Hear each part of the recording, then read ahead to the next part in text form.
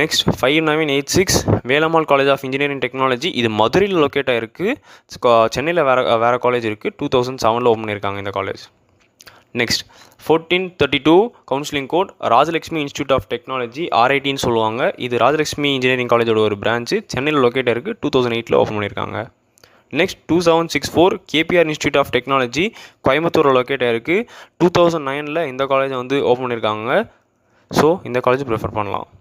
Next 2710 Karpagam college of engineering, Coimbatore, 2000 open பண்ணியிருக்காங்க. இதுவுமே ஒரு நல்ல பேர் வாங்கியிருக்கா காலேஜ் கோயம்புத்தூரில்.